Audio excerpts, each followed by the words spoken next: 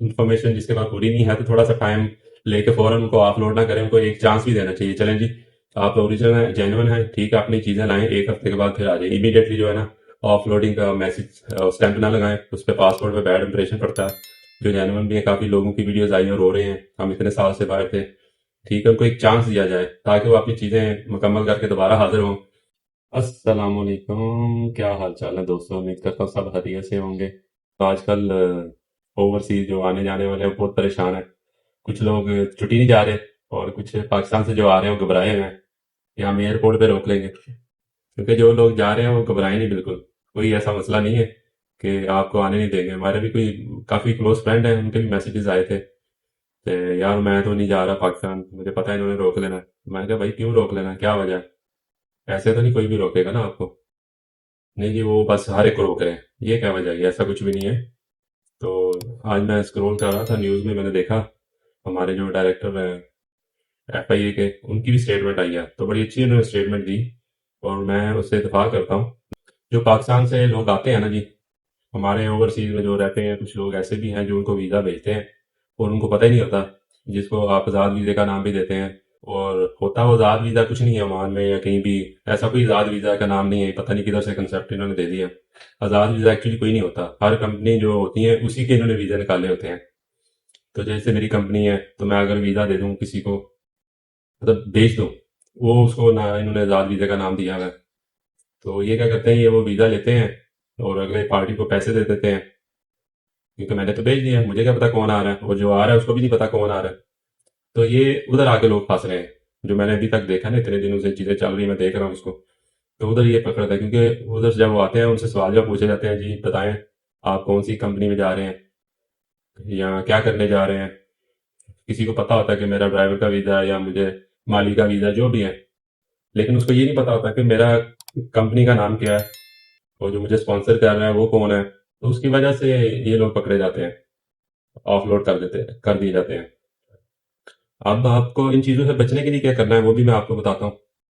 जो गल्फ में आ रहे हैं, जैसे कि किसी गल्फ हो या कोई भी कंपनी हो या कोई भी आपको वीजा दे रहा है, ये चीजें सब में एक ही अप्लाई रहेंगी। इन चीजों की जरूरत हर कंपनी में, ये प्रोसीजर है। जो लोग बाहर जाते हैं, कोई वीजा भेजता है, तो सबसे पहले उसको पूछे यार मैं किस कंपनी में जा रहा हूँ, कोई ऑफर लेटर होना चाहिए। बाकी आप काम करने जा रहे हैं, मुझे पता है शायद आप काम भी करने जा रहे होंगे, जाहिर है कोई घूमने फिरने के लिए तो नहीं जाएगा 2 साल का जो परमानेंट वीजा लेके। तो आप उससे प्रॉपर जो आपको वीजा बेच रहा है या दे रहा है उसको पूछें, भाई मेरी जॉब डिस्क्रिप्शन क्या होगी, मैंने काम क्या करना है, ठीक है, सबसे पहले वो आप पूछें। पहले आप देखें वो आप काम कर भी सकते हैं या नहीं सकते वीजा खरीदने, क्योंकि जो भी आपको वीजा इशू होता है वो काम की बेस पे होता है कि आपने ड्राइवरिंग का काम करना है, आपने आके माली बनना है, क्लीनिंग का काम करना है, कुक है, शेफ है, जो भी है, ठीक है जी। सबसे पहले आपने उससे ऑफर लेटर मंगाना है, वो ऑफर लेटर आएगा, ऑफर लेटर में आपकी सैलरी वगैरह हर चीज़ मेंशन होनी चाहिए, और वो होती है। तो उससे आपको पता होगा कि मेरी जाके सैलरी क्या है, मेरा पैकेज क्या है, उसमें अकोमोडेशन है, फूड है, सारा कुछ आपको पता होना चाहिए। और सबसे बड़ी चीज़ है कॉन्ट्रैक्ट। आजकल पाकिस्तान, इंडिया, जिधर से भी लोग आते हैं ना, सबसे पहले मिनिस्ट्री कॉन्ट्रैक्ट बनाती है, फर्स्ट पार्टी और सेकंड पार्टी, मतलब जो बुला रहा है और जो जा रहा है। तो वो कॉन्ट्रैक्ट भी आपके पास होना चाहिए, ठीक है जी। उसके बाद कंपनी की डिटेल लाजमी होनी चाहिए कि आप पिज्जा मोटो में जा रहे हैं या राहत मोटो में जा रहे हैं, तो उसका आपके पास कंपनी की डिटेल लाजमी होगा ऑफर लेटर के साथ। सीआर जिसको बोलते हैं, पाकिस्तान में भी रजिस्ट्रेशन डॉक्यूमेंट्स होते हैं, वो भी आप उनसे ले सकते हैं, वो मना नहीं करेंगे आपको। उसके बाद आपको पता होना चाहिए कि आपको स्पॉन्सर कौन है, इन केस कोई ऑफ लोड कर रहे हैं ठीक से पहले आपको ये रोकता है, तो आपके पास नंबर हो जिसके पास आप जा रहे हैं, जिसने आपको वीजा इशू किया स्पॉन्सर का, या उनके एचआर का नंबर हो, जो भी उनका मैनेजर है उसका नंबर भी होना चाहिए, ताकि आप डायरेक्टली उनको कॉल कर सकें कि मैं एयरपोर्ट में हूं, मेरे पास। हो सकता है आपको एफआई वाले सही भी हो तो रोक लें, उनके पास चीजें पूरी करेंगे तो आपको जाने देंगे ना। उनको क्या पता आप सही है या नहीं, उन्होंने तो अपना अपना काम कर रहे हैं, उन्होंने अपना काम करना उनकी ड्यूटी है, और ये बहुत अच्छा काम कर रहे हैं वो, क्योंकि हम इधर ओमान में बैठे हैं, हमें पता है क्या क्या इश्यूज आ रहे हैं। उसके बाद स्पॉन्सर का आईडी भी आप ले लें बेशक, अगर आपके पास आईडी है ना कि बंदा किसका मैं वीजा ले रहा हूँ, तो आईडी भी अगर होगी तो दे देते हैं, कोई ऐसा इशू नहीं है। ये सारी चीजें जितनी मैंने आपको बताया ना, ऑफर लेटर, कॉन्ट्रैक्ट, कंपनी का सीआर रजिस्ट्रेशन कॉपी रखें, स्पॉन्सर का नाम होना चाहिए, टेलीफोन नंबर, उनकी आईडी हो जाए, ये अगर आपके पास होगी ना, तो कोई भी आपको कहीं भी रोकेंगे तो आप उनको बता सकते हैं यार मैं ये काम करने जा रहा हूँ और ये मेरी जो है एम्प्लॉयर है जो मुझे बुला रहा है, उसकी ये सारी डिटेल है। तो मेरे ख्याल से डायरेक्टर साहब ने भी यही कहा है उन्होंने अपनी वीडियो में कि अगर आपके पास डॉक्यूमेंट्स हैं, लीगल हैं, तो आपको कोई नहीं रोकेगा।